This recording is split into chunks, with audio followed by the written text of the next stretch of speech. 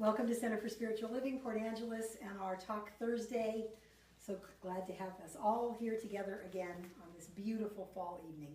My talk title this week is Prayerful. I'm still full of it. This is the month of fullness. And so I'm speaking about prayer. And what I recognized as I was creating the talk and the idea for the talk and the name of the talk came up, I recognized how prayer has shifted dramatically for me in my life. When I was younger, in my growing up time, I wasn't raised in any particular philosophy or faith tradition, and I had this idea about prayer and what it was. It felt formulaic, it felt obligatory, and beseeching, pleading and begging for God to save me or do something for me. Or not me necessarily, because I wasn't praying, but for those prayer experiences that I saw at other friends' churches or on TV or anywhere in the world, prayer never felt comfortable in my mouth. That's about the best way I can explain that.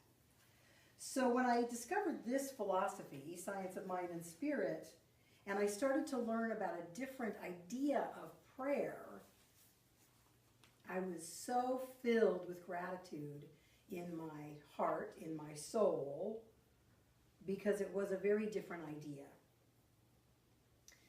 So what I've discovered over the years of study and classes, now almost 20 years now, I really dove into my spiritual life when I was about 35, and I've been studying ever since.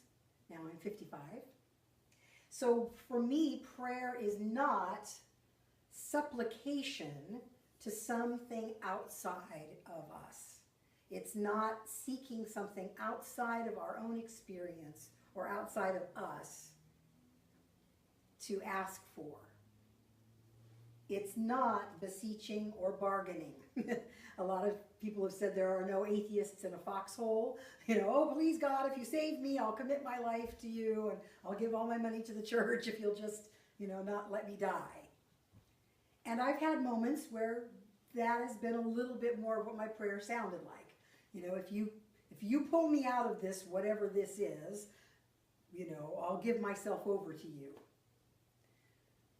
That is not what the prayer that I have come to love is about. Prayer for me, and what I want to talk about tonight, is where I move from my belief in something limited to a belief or an understanding or an acceptance of something that is unlimited. The prayer "help me in my unbelief" is about the deepest beseeching prayer I might ever do. And I'll talk about that a little more. When we pray, a question to ask is, what are we praying for? Are we praying for something that is missing? Or are we praying for something we think we need? Are we praying to be saved or rescued? That's praying for something. And that feels like it's outside of us. Something to come in, ride in on the white horse, and pull us out of whatever the struggle seems to be. My question, and what I've come to discover through reading and study, is instead of praying for something, it's what are we praying from? Where are we coming from in our prayer? In our affirmation of something true? Praying from a sense of there is this unlimited presence, this unlimited universe that surrounds us, infuses us, is us. This abundant, wise, loving, compassionate presence, whatever we call that, that is so full that it spills out of itself and back into itself in all of the forms that we know as reality. If I can pray from a place of fullness, then I am more to discover that I already have whatever it is that I'm praying for. Does that make sense? It's a little convoluted. Presence is ever available right where we are. Right where we are is all of this presence. It's hard to imagine that for my rational, logical mind to get a grasp on the infinite allness of presence is right here, and right here, and right here. It's right where we are. It's in every tiny atom is the fullness of presence. The power that created stars and planets is right where we are. That's kind of mind-boggling. And it's so big that it seems kind of unfathomable. How could this help me in my day-to-day living? How could understanding this, we can't possibly understand it with our human mind, but how could contemplating this help me in my day-to-day life? You know, it's great to know about the infinite allness, but how does that help me today when I'm struggling to pay my agreements, or when I feel sick, or when my marriage is falling apart? It's not. But how can this help us? We pray from an awareness of that which is already present instead of what seems to be missing. That which is already present. So if I'm not feeling abundant, if I can look at what's already present in my life that feels abundant, then I'm more likely to begin to see the abundance that is actually part of my life. I can look outside and see the bazillions of leaves and the trees and the blades of grass and the grains of sand and the people and all the multitudes of animals, and begin to see that this is an abundant universe, and because I am part of that, I must be therefore abundant. I must already be able to tap into the abundance that's already here. There's nothing missing except my awareness. That's the only thing I can do and shift, because the allness of the universe is right here, pressing up against us. My only job is to widen my view, to open my awareness to what's here. I've been reading this thing called You this week. I love this book by Ernest Holmes. It's got such great wisdom in a very digestible form. The Science of Mind textbook is wonderful. It's very dense, very, very dense material. This thing called You is a fabulous place to just open the book and see what comes up. That's where this talk came from. Open the book, see what shows up.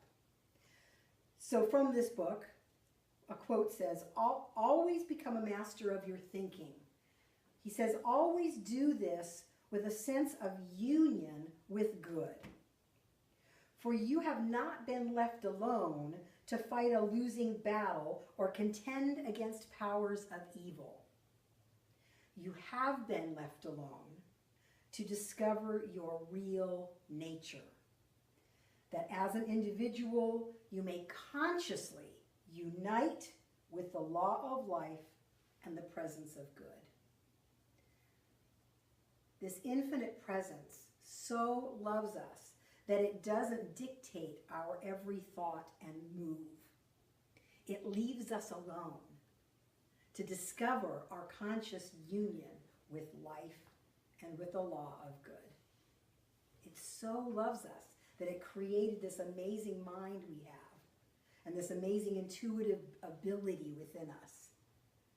Rumi says, your task is not to seek for love, but merely to seek and find all the barriers within yourself that you have built against it.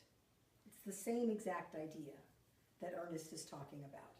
You have been alone, been left alone, metaphorically, to discover all the barriers that you have created between you and your good, and then begin to let them dissolve. You don't have to push them off or break them out with a chisel, although sometimes it feels like that. But to notice them, to become aware of them. Oh, I notice where I block my good. I notice where I think it only should show up like this, and I'm missing it showing up over here, whatever my good is. We've started this center, and right now we are small but mighty. And I got a wonderful email forwarded to me from my mom via the minister's listserv that referenced when Ernest Holmes first began creating and studying, well, he didn't study it because he created it, he intuited it and let it come flowing out from him, this science of mind and spirit. When he was first making this his life's work, there was no one. He was alone. And he tried to get people to come and hear him, and nothing was happening for a long time. And then one day, he was someplace and he was holding a book by another author, by Thomas Troward, who he had studied extensively. Someone saw him with that book. He loaned it to them. They read it, and they said, would you come to my house and talk about this material with some people? And he did. And from that little seed, a gigantic ministry unfolded.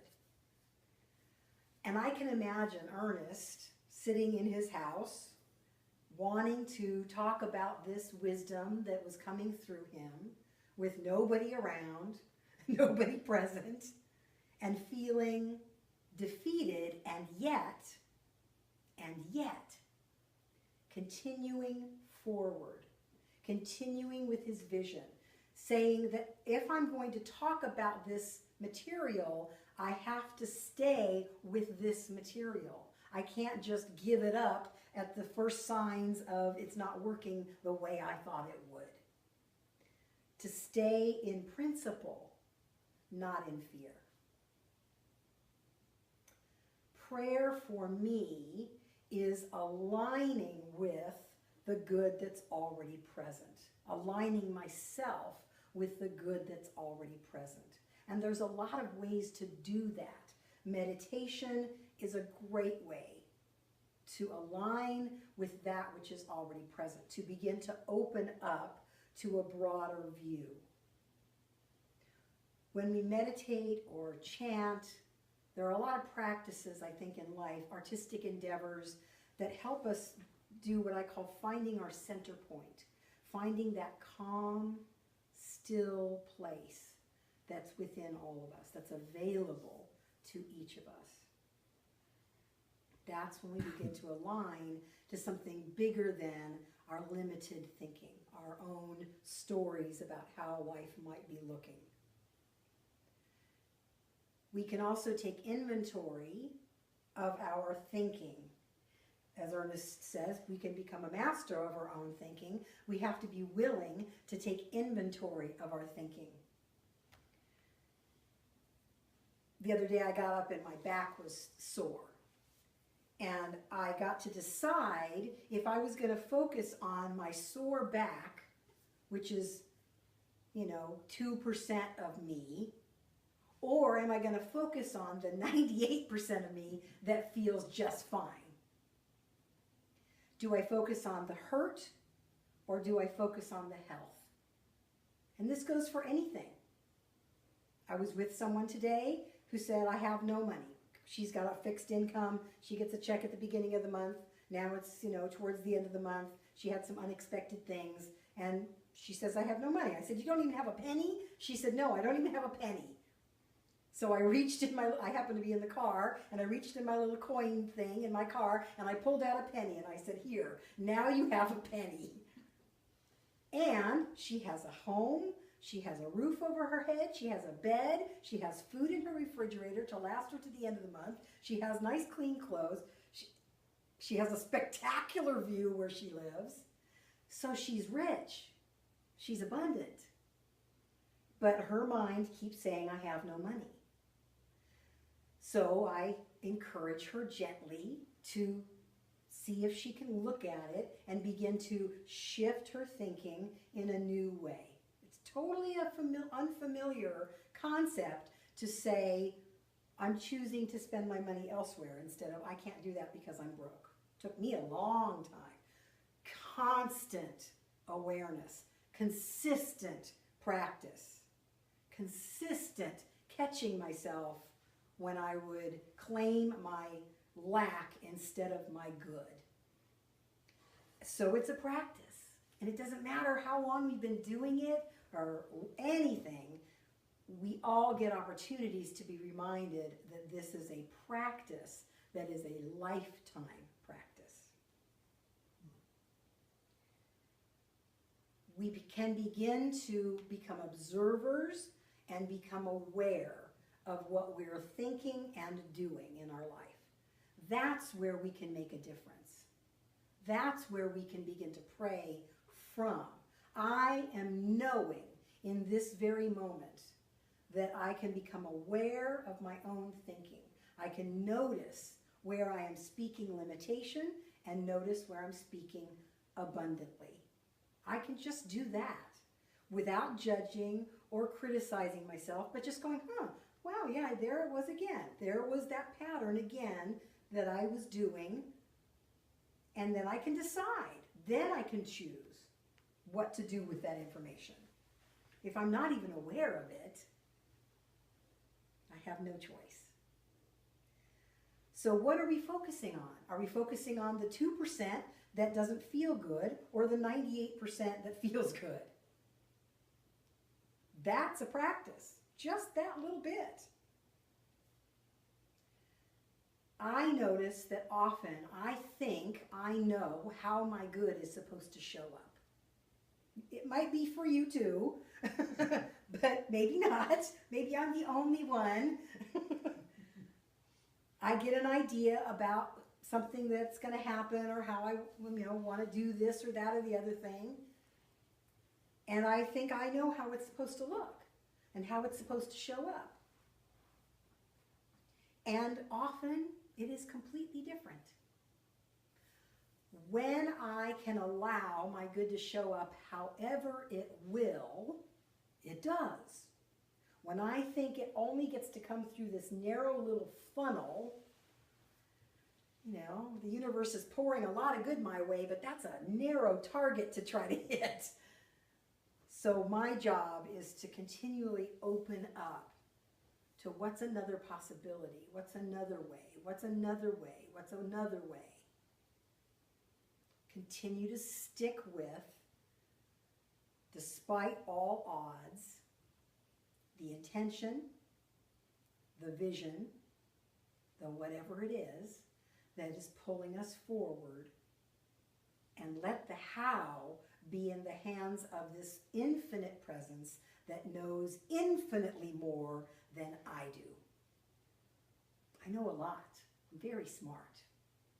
I'm extremely creative and clever, as you are. And I'm limited because I'm human.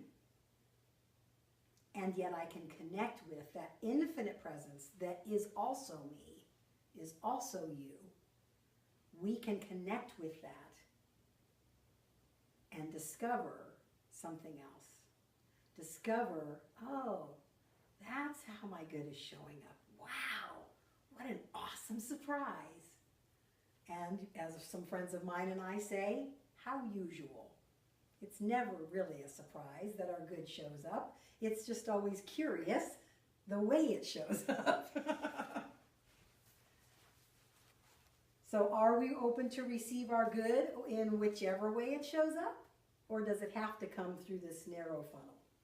That's a question I want to leave you with today. I also want to leave you with a little closing meditation that is from this thing called You, from Ernest Holmes. So I invite you to close your eyes and take a deep breath. This is the kind of prayer that I feel is powerful. It's not begging or beseeching. It is speaking the capital T truth and aligning us with that. There is nothing in me that hinders the Spirit from manifesting itself through me in joy, happiness, and peace. It is the law of my life that wherever I go, I shall meet with joy, with love, friendship, gratitude, compensation, with a complete opportunity for the expression of every talent and ability I possess. Every door is open. Nothing can go forth from me but goodness, truth, love, kindness. Therefore, nothing less than goodness can come back to me. I identify myself with abundance, health, and happiness. I associate myself with the vast all. I identify myself with everything necessary to make my life complete. There is no depression, no fear, no sense of lack, insecurity, or unworthiness. I believe that God is all in all, over all, in everything that I shall ever meet. I am filled with peace and confidence. And so it is. Take a breath. Come back to the room. In our philosophy, we have a 5-step prayer. God is all there is, or presence, or spirit, or love, whatever we choose to call it. Even if you're an atheist, you can say peace is all there is, love is all there is. And I am one with that. I am one with that quality of the infinite. And here is what I know. That's number 3. Here is the truth that I know, that I claim, that we just heard about in that prayer. And I am grateful to know that truth. And I release. When I release the how. I'm very clear because I'm knowing in my own mind, I'm letting go of how my good is showing up. So I release this prayer, trusting that it will show up however it needs to show up. And I let it go. I love how simple a process is. And we can get flowery in our prayers. We can get really beautiful and lengthy. But the way we teach the kids, God is, I am too, I am, here's what I know, I am thankful, goodbye. And I love that, how simple that can be. Thank you.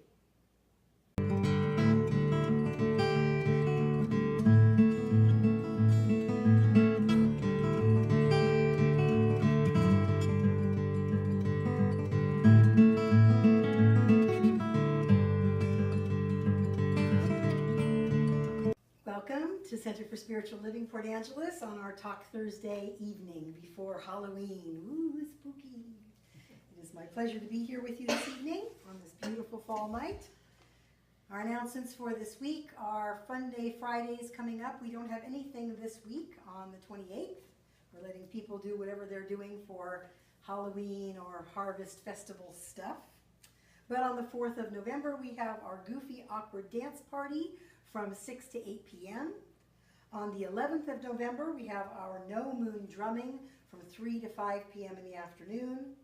And on the 18th, we have Game Night from 7 p.m. till 9 p.m., where we play board games or card games or whatever people want to play. We will be off on the 25th for the Thanksgiving break, and then we'll reconnect back in December with the same route, the same routine.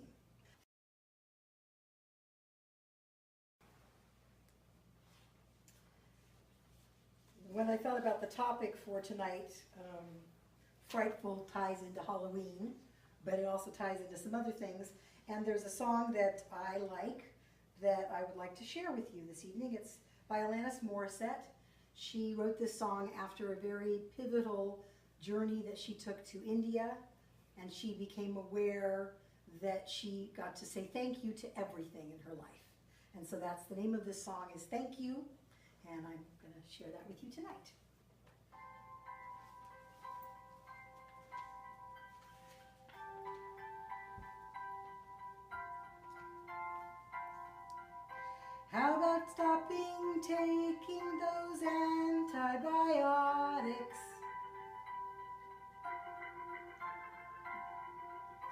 How about stopping eating when I'm full up?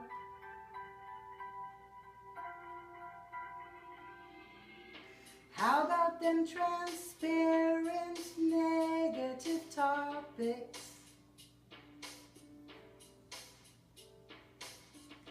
How about chasing that ever-elusive kudo? Thank you, spirit. Thank you, terror. Thank you, disillusionment. Thank you, frailty. Thank you, consequence. Thank you, silence. How about me not blaming you for everything?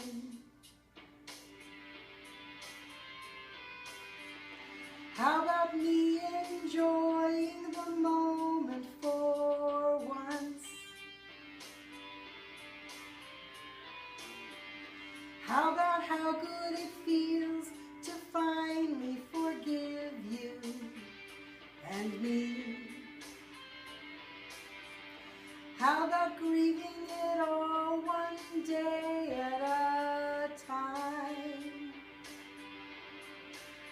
Thank you, spirit. Thank you, terror. Thank you, disillusionment. Thank you, frailty. Thank you, consequence. Thank you, silence. The moment I let go of it was the moment I got more than I could handle. The moment I jumped off of it was the moment I touched down. How about no longer being masochistic?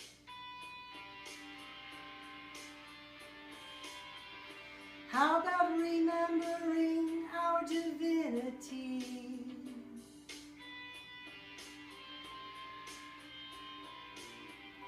How about unabashedly bawling our eyes out?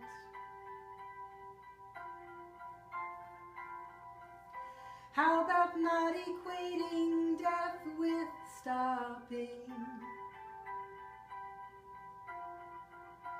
Thank you, spirit. Thank you, providence. Thank you, disillusionment. Thank you, nothingness. Thank you, clarity. Thank you, silence. Thank you, silence. Thank you, silence. I invite you to sing with me. Thank you, silence. Thank you, silence. Thank you, silence. Thank you, silence. Thank you, silence. Thank you, silence.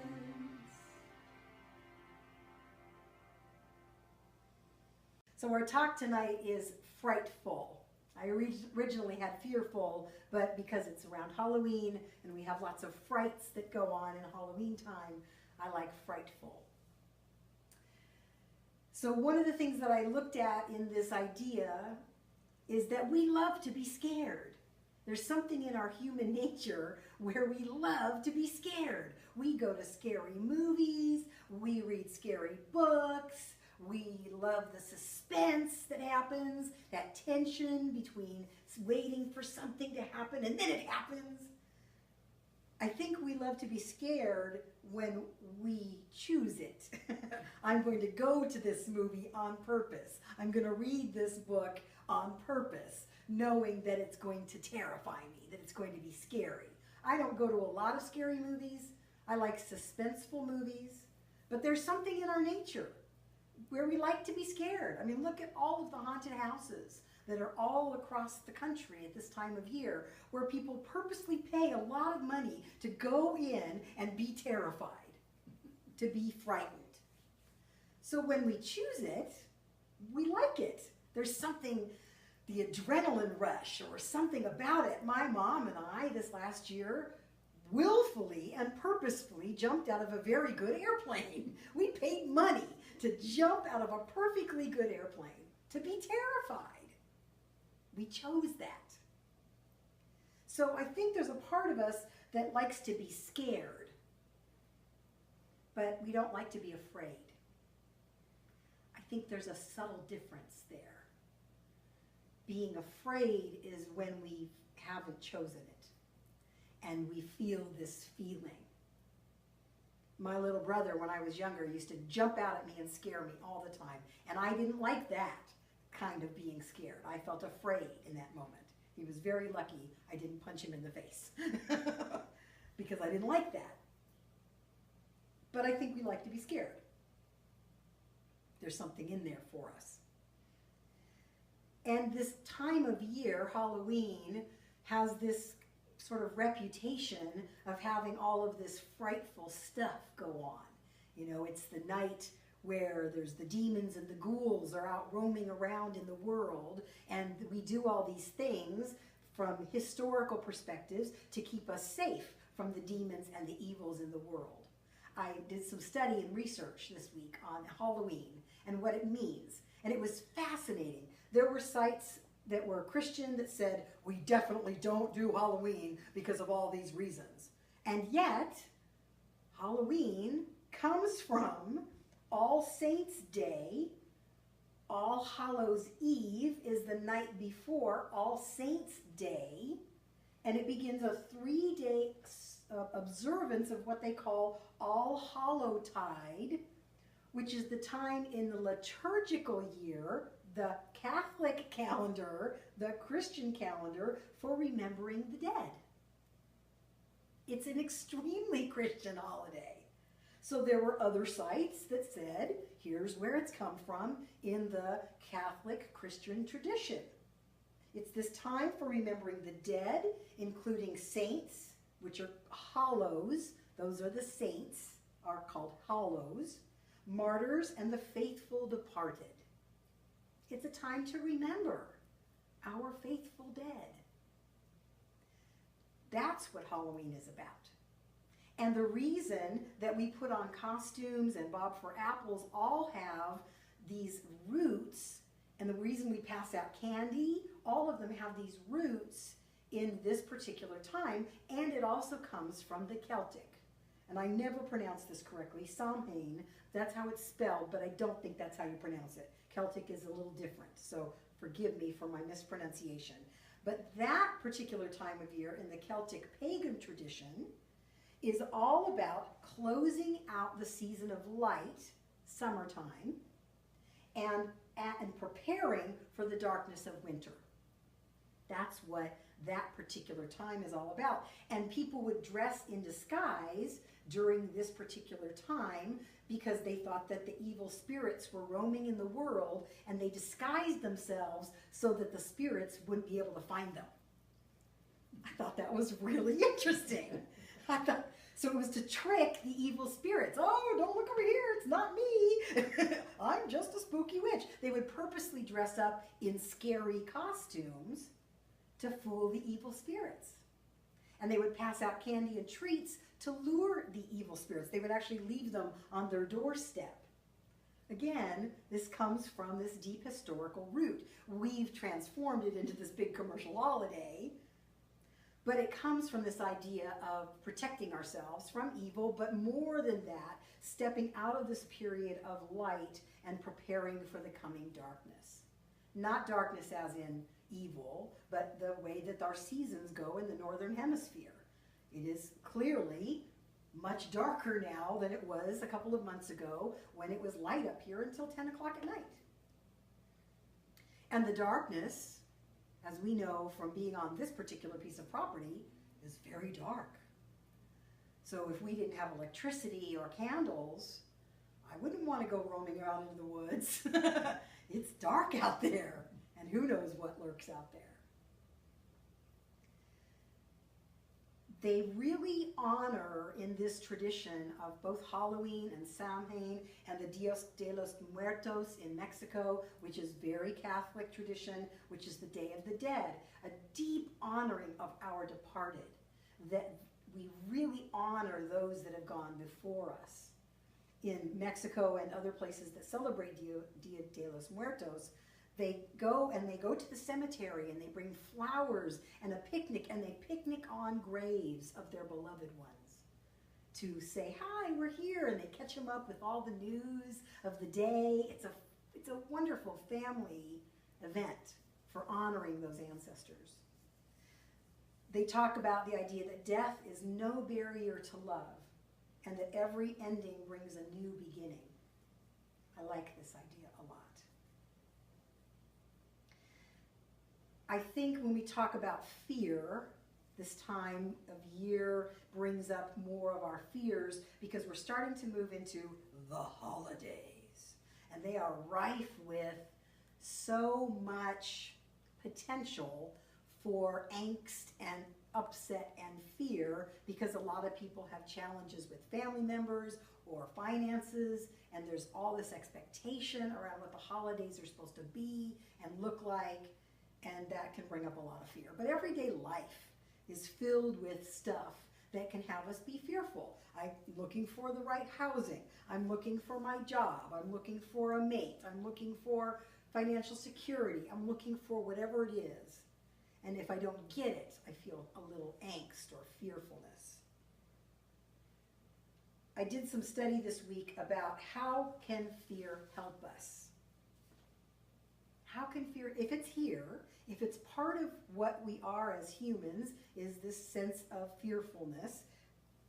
You know, there's very few people that I ever can imagine walk around with zero fear about anything. It's just a little voice in our head. And it can help us if we are willing to look at it. The more we try to avoid it, the bigger it gets. The boogeyman becomes very large.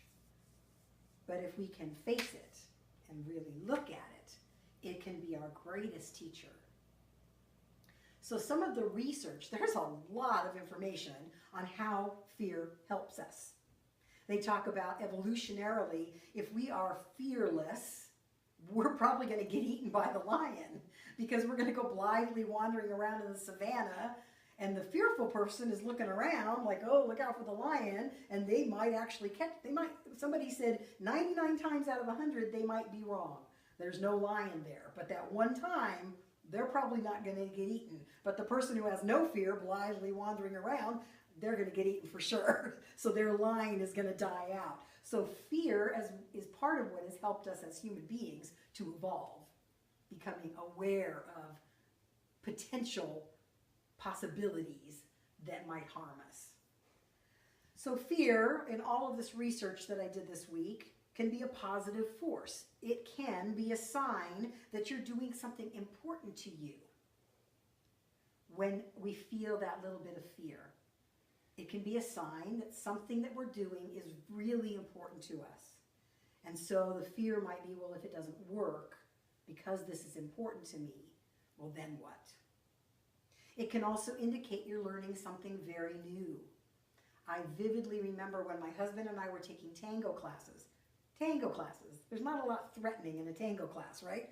But I remember feeling really uneasy because it was very new. Partner dancing was new. I didn't get to be in charge. I didn't like that. I had to let somebody else be in charge. And it was very new, and I felt clumsy, and I felt inadequate. And it was important to me, so I kept pushing through my discomfort. It can confirm, fear can confirm that you are outside of your comfort zone. And something I have learned for myself is that when I'm really deep in my comfort zone, comfort equals safety, which equals no movement, no growth. When I am too comfortable, I don't grow. I don't stretch, and I don't reach out beyond what I currently know. So, fear in that sense is good. Oh, I'm way out of my comfort zone now. It can give us creative energy and ideas. Fear is a great motivator for that. It can cause us to act, whether it's fight, flight, or flee, or faint, but there's action there. Fear can, I'm afraid it's going to always be this way. Well, maybe I'm going to do something about it finally. So it causes us to act. It's also a precursor to possibility. I love that idea. And it can build confidence. When we push through something that makes us afraid and we come out on the other side, we begin to grow in confidence. Henry Ford says, one of the greatest discoveries a person makes, one of his great surprises is to find out he can do what he was afraid he couldn't do. When we find out we can do what we thought we couldn't do, we've pushed through a layer of fear. We become more confident. And every time we do that, we build and grow in confidence. Every single time. This beautiful quote from Krishnamurti that Reverend Clancy read early. What is needed, rather than running away or controlling or suppressing or any other resistance to fear, is understanding fear. That means watch it, learn about it, come directly into contact with it. We are to learn about fear, not how to escape from it. I like that idea. We are to learn from it. One of the little pieces that I looked at this week said there's like a little dialogue we can have when we are going to face our fear, when we're willing finally to get in front of it and allow it to hit us full on. The first thing we might say is, this thing freaks me out. This thing freaks me out. And then the next thing we can say is, face it. If this thing freaks me out, we're going to face it. The brain then says, well, what should I do? What should I do about this? And then we can weigh our actions and then choose or respond and have a course of action. In this particular article, it said, say to the fear, I see you, now let's move forward. I see you, now let's move forward. I recognize I have fear here. I recognize that this is apparently in my way.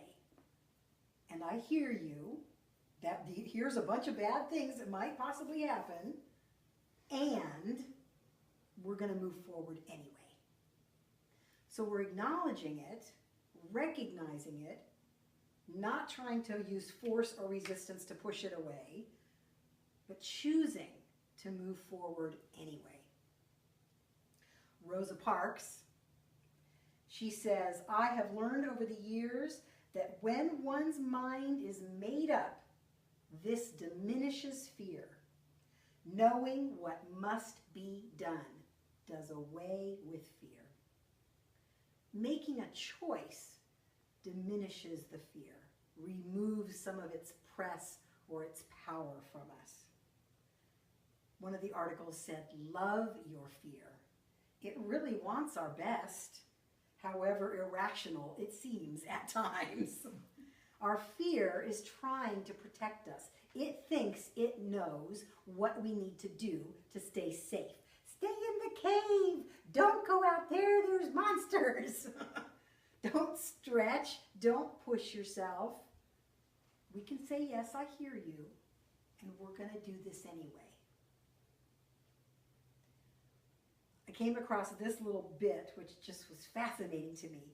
It says the word ecstasy is derived in part from the Latin word ecstasis, for terror. For terror. Ecstasy is total involvement, enraptured, terrified, or totally involved with something.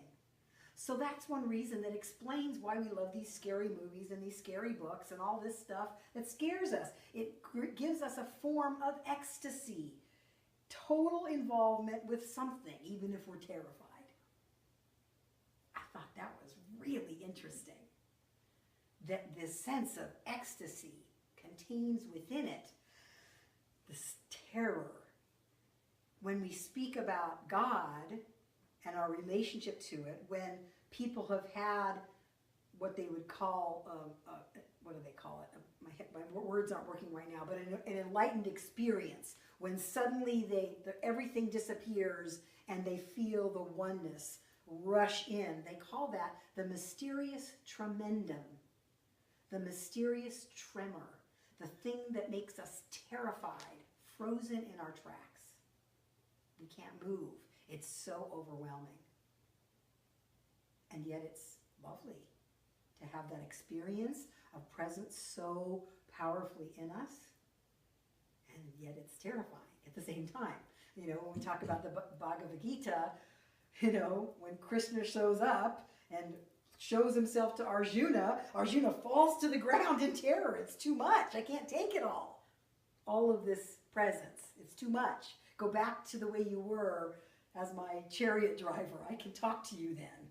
I can look at you then. Maybe that's why we've been created as humans, because God had to show up in some other way so we could have conversation with it, so we could be in its presence and not be completely overwhelmed.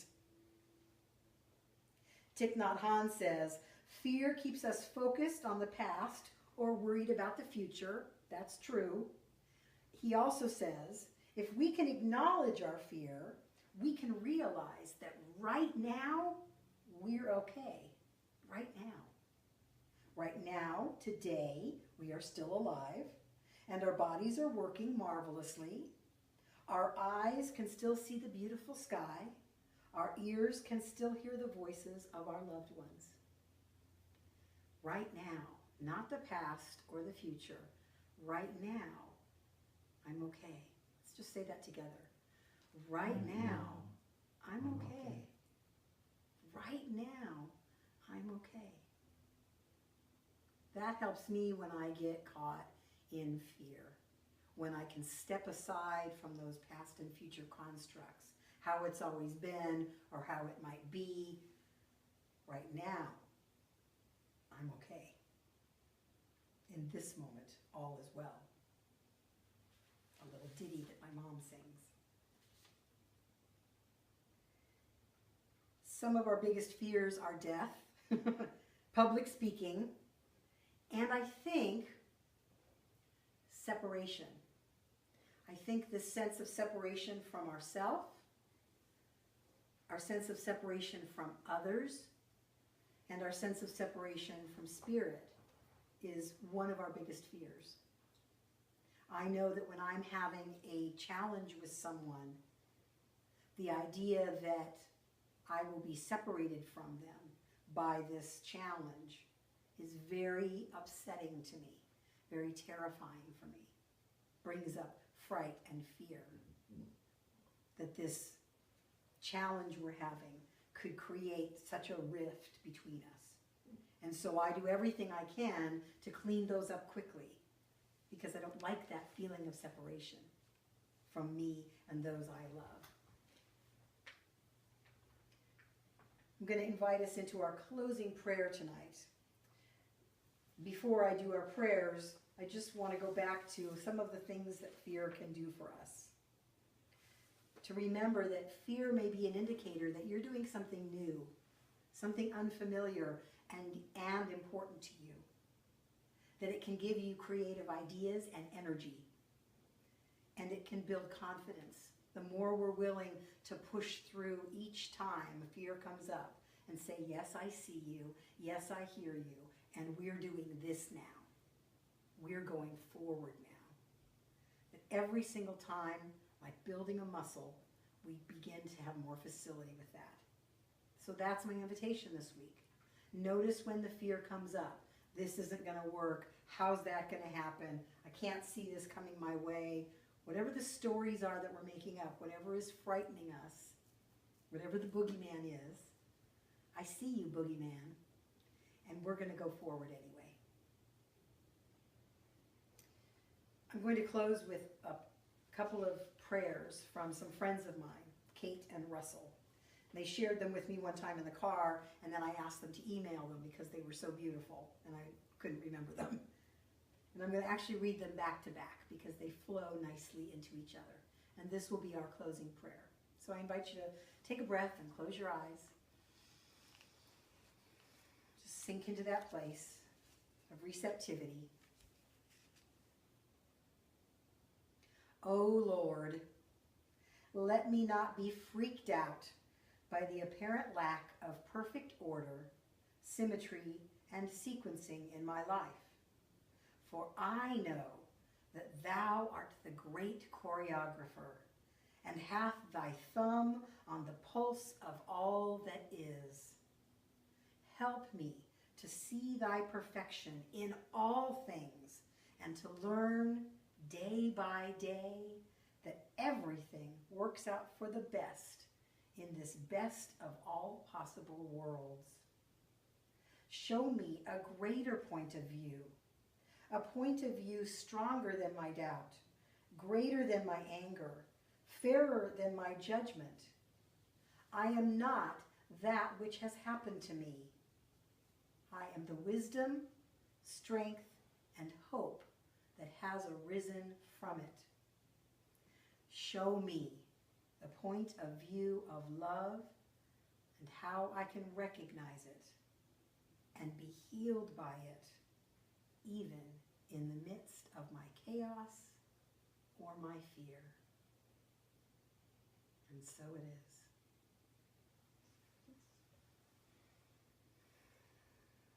I think even just the first line of that poem, "Oh Lord, let me not be freaked out."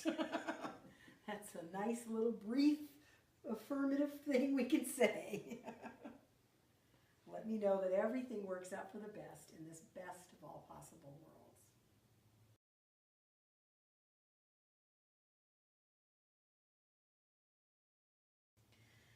So this is our time for conscious giving. This is a center that practices the give and the flow, the give and the take, the receiving and the blessing of all that comes in. This month we are giving to Captain Joseph's house as our community tithe. And, oh no, actually we're giving to something else. We're giving to a man named Timothy Mason this month.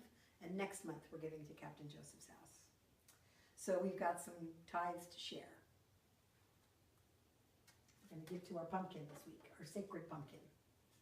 So we have a prayer that we say when we do our conscious giving. It's in our program.